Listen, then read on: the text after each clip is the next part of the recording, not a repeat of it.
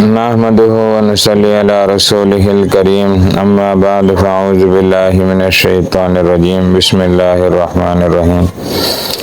معزز سامعین، کبھی زندگی میں کبھی کوئی انسان آپ کو اپنی پریشانی کو مسئلہ بتائے تو اس کا کبھی مذاق نہیں اڑانا چاہیے، کیونکہ اگر ہم اکثر لوگ دنیا میں مذاق اڑاتے ہیں تو آج ایک چھوٹا سا قصہ ہم آپ کو سناتے ہیں جو اسی چیز سے ریلیٹڈ ہے۔ چوہا، بکرا اور ایک کسان۔ ایک چوہا کسان کے گھر میں بل بنا کر رہتا تھا۔ ایک دن چوہے نے دیکھا کسان اور اس کی بیوی ایک تھیلے سے کچھ نکال رہے ہیں۔ چوہے نے سوچا شاید کچھ کھانے کا سامان ہو۔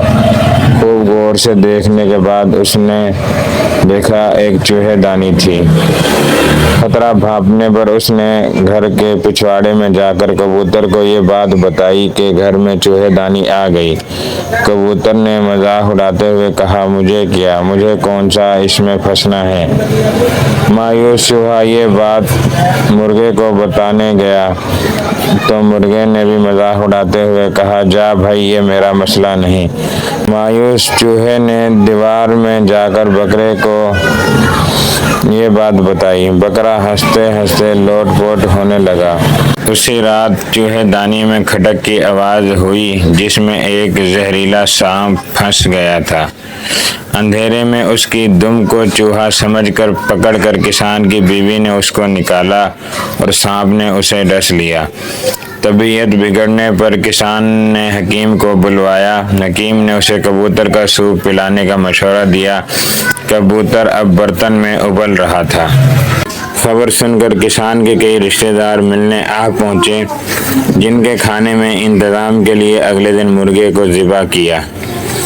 کچھ دن کے بعد کسان کی بیوی مر گئی۔ جنازہ اور موت کی ضیافت میں بکرا پروسنے کے علاوہ کوئی چارہ نہ تھا۔ چوہا دور جا چکا تھا، بہت دور۔ اگلی بار کوئی آپ کو اپنا مسئلہ بتائے، آپ کو لگے کہ یہ میرا مسئلہ نہیں، تو انتظار کیجیے اور دوبارہ سوچیں۔ ہم سب اس خطرے میں ہیں۔ تو میرے بھائیو دوستو، تو کبھی ہم کوشش کریں کہ کوئی مسئلہ بتائے تو ہم سے ہو سکے اس کو ہم ضرور حل کریں، ورنہ اس کا مذاق نہ اڑائیں تو انجام یہی ہو سکتا ہے جو آپ نے ابھی سنا ہے۔